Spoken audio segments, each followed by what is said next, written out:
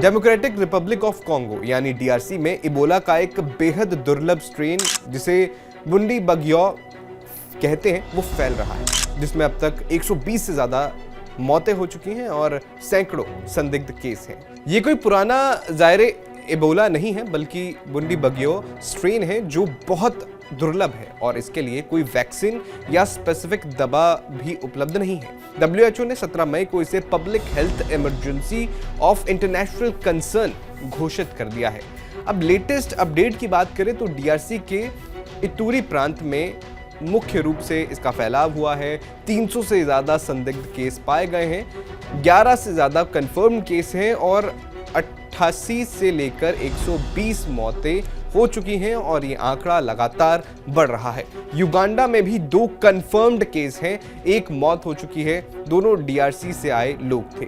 गोमा और किंशासा तक ये जो है केस फैल चुके हैं। एक अमेरिकन डॉक्टर भी संक्रमित हो गया है, उसे जर्मनी शिफ्ट किया जा रहा है। अब सवाल ये है कि ये इबोला है क्या और ये कैसे फैलता है। देखिए, इबोला एक वायरस है, आपने जरूर नाम सुना होगा। ये जानवरों से इंसानों में आता है, खासतौर पर फ्रूट बैट से। शुरू में इसके जो लक्षण हैं वो फ्लू जैसे होते हैं, बुखार, सर्दी, सिरदर्द, थकान, फिर उल्टी, दस्त, ऑर्गन फेलियर और कभी कभी ब्लीडिंग भी इसमें इसके लक्षण जो हैं दिखते हैं। इसके अलावा बॉडी फ्लूइड्स जैसे खून, उल्टी, लार से ये फैलता है। फ्यूनरल में बॉडी को छूने से भी सबसे ज्यादा खतरा इसके फैलने का होता है। अब ये जो स्ट्रेन है इबोला का, बुंडी बगियो, ये जो है ये पहले 2007-8 में युगांडा में और 2018 में डीआरसी में आया था। इसमें मौत की दर करीब 25 से 40% रही है। लेकिन सवाल यह है कि इस बार का जो आउटब्रेक है वो इतना खतरनाक क्यों है और WHO ने इमरजेंसी क्यों घोषित कर दी है।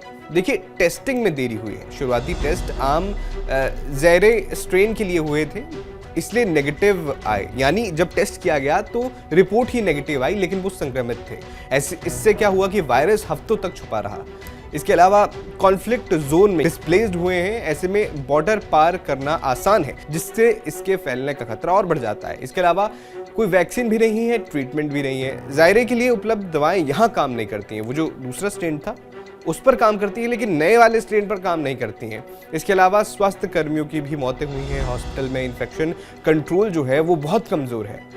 लोग शुरुआत में इसे जादू टोना समझकर प्रेयर सेंटर्स जाते रहे, जिससे और भी देरी सामने आई।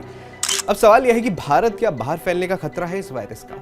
देखिए, WHO कहता है कि बाहर यानी खासकर अफ्रीका के बाहर का रिस्क बहुत कम है फिलहाल, लेकिन पड़ोसी देशों यानी युगांडा, रवांडा, साउथ सुडान में सतर्कता बढ़ाई गई है। भारत में एयरपोर्ट स्क्रीनिंग बढ़ा दी गई है।